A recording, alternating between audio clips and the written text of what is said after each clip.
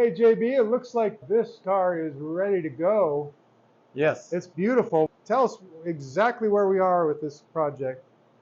Well, if you tuned in earlier, you remember that initially we had to put a new front clip on it because it had been modified somewhere along the line to a custom front end. The customer didn't want to go with that. He wanted to go back to original and stock. So we installed a piece that ran roughly along this meridian right here.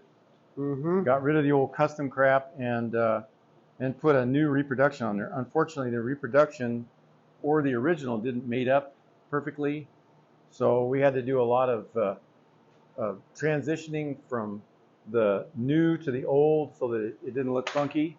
Right. And that took quite a little bit of time. But we did accomplish that mission. If you notice, it's seamless now. You really can't tell. Not at all. And that took, like I said, a tremendous amount of work. Then we had to gap the hood. That's a process whereby the hood from the factory and all the parts that come from Chevrolet are okay, but not terribly concerned about fit or finish. So when you do a car in today's world, you have to kind of bring it up to modern standards, which is that the gapping has to be correct. It has to be even. The height of the hood has to equal the height of the fender. The doors have to be gapped such that when they close, there's a continuous line from the front of the car through the door and into the rear quarter, so you don't have the door either proud of the opening or inboard of the opening, because that really looks funky. Right. This is one of the most beautiful designs ever, period, regardless of who did it. This is one of, I think, Pete Brock's early designs when he worked at Chevrolet.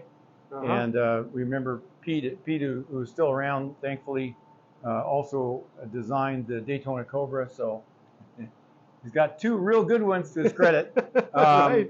You didn't have to do anything after that, but he's still around and very active. So, and a really great guy. I met him a couple times and just a tremendously nice man. Wow. But this was the early Stingray design that he's so famous for, and so it morphs into the other cars. But a lot of the design cues remained the same, as you notice if you go up through after this car was built, because the rear quarters and the sides on this car are just about as perfect as you can get. Yeah, I recall one more thing as far as at the front. I remember there was a big patch in the middle of the hood, like someone had made a scoop. If you notice, and a lot of times when you fix stuff like that, you'll still see a very faint shadow of it. Yeah. If you notice, there's no such thing, and that's because instead of using Bondo to fill in the cracks, we actually put tiered fiberglass mat, so it flares out into a much larger area, so the bond is occurring over 2 inches instead of 1/8 of an inch. Right. So that transition maintains itself over time, because a black car, especially, or a dark colored car, is going to get a lot of sunlight. It's going to get really hot, and that's when some of these problems come to the fore if it's not done properly. You can't just Bondo in a hole, because there's going to be a giant shadow of it show up in short order, so you can't do it that way. This thing looks fantastic. Yeah. So we've got this completed. It looks like it's ready to take the trim, but this is still a project for the owner, right? Yes. Well, the owner is capable of putting on trim, and we've already done that. We've already put all the trim on the car to check the fit and fitment, because the trim, for instance, let's say a piece of chrome goes up and the fender goes down. Yeah, right. You got to put the car together. You got to check all that, make the adjustments that are needed. So all that fit up is a big part of the build, and a lot of people skip that. They don't have the trim, they don't have the headlight doors or something, so they just build the car, and then when you put all that on, you realize that nothing fits, or a lot of things don't fit. So the time to do that is very early in the bodywork, so that if there's any kind of adjustments that need to be made with fit up, that those are done in the fiberglass work or in the metal, rather than trying to Bondo your way to success. Right. Now, do you know what his plans are as far as the engine and? Yeah, this is going to be a totally stock car. It's going to get a real dark red interior, which is just a beautiful combination for this car, and fairly rare to see a black car with a red interior. It's really beautiful, and it's just not done as much as I think could be done. It's just a great combination. It'll have a stock engine and transmission. There's nothing wrong with the engine and transmissions. I don't know why people think you got to rip all that out and start all over with something. I suppose they just love to spend money or something. But these cars are very capable of you build them, they'll last indefinitely because the engine is well sorted. It's a great engine.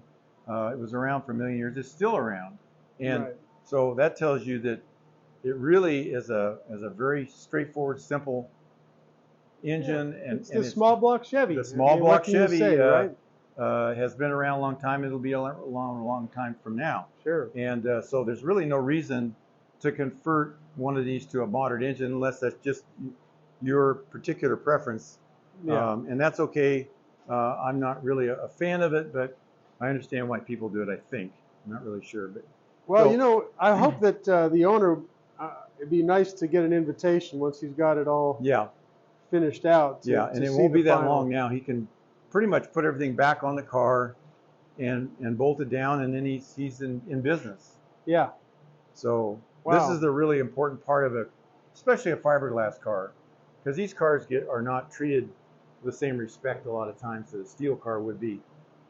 This car clearly is, going to be a superstar in the realm of Corvettes. I mean, and Black is so unforgiving, and yet it looks completely flawless to my eye. Yeah, it is. It really is, and that's the result of hundreds of hours of bodywork and smoothing. And then, of course, the other thing that nobody really accounts for is the time it takes to do it. It's not just the time working on it; it's the time between working on it.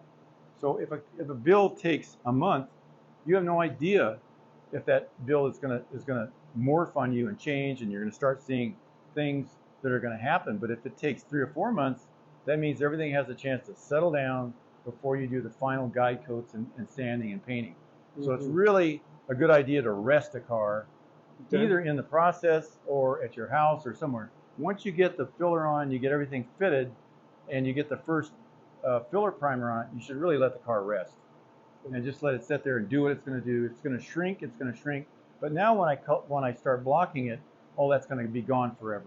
Right. Otherwise, it's going to reappear. Yeah, these 1 week makeovers of a car. No comment. You don't catch up to the guy a year later. And see what it looks like. He's not happy. You're right. I met one of them and not a happy guy. Yeah, there's definitely time. It takes time to do it correctly. Yeah. That's true of anything. Yeah, there's no real shortcuts. Yeah, it's going to be a beautiful car. This is really spectacular. And we may end up doing a custom steering wheel for it. It's going to have a stock steering wheel. Okay. But we may, just as a tip of the hat to this guy, because he's been a really good customer, we may do him a custom steering wheel. Interesting. And he can keep the original in the box. So what would a custom steering wheel look like as far as what? Well, we're gonna do a with his permission, if he even wants to. We would probably do, because it's going to be a blood red interior, we would do a blood red wheel with some black marbling. Oh, okay. So to pick up the colors of the two cars, two colors that are present, and pull them together, because the steering wheel always looks kind of like it had to pick sides, Okay. Either the interior or the. So it might be black, it might be red. Yeah, we like to pull the two things together. I see. And we've done a number of wheels that we can show you, where the owners normally, the Mulholland Speedster is a good example. They came to us and said, "Here's the outline of this wheel. Build it." We didn't get any micro directing. We didn't get any. It's got to be this, got to be that, because they know our reputation. So we looked at the interior. I just spoke to the trimmer an hour ago who did the beautiful trim on the Mulholland Speedster, and it was a lot of really great stories about how that car evolved, and hopefully we'll get to do a show on the car itself. But that's the example of trusting us to do the right thing, and since it won more awards than any car in history, I think probably everybody, and I'm not taking credit for that car. Sure. But at least the steering wheel didn't mess it up. Okay, good. All right? There you go. Well, thanks, JB. This is really awesome. Yeah, it really is a beautiful car. Okay.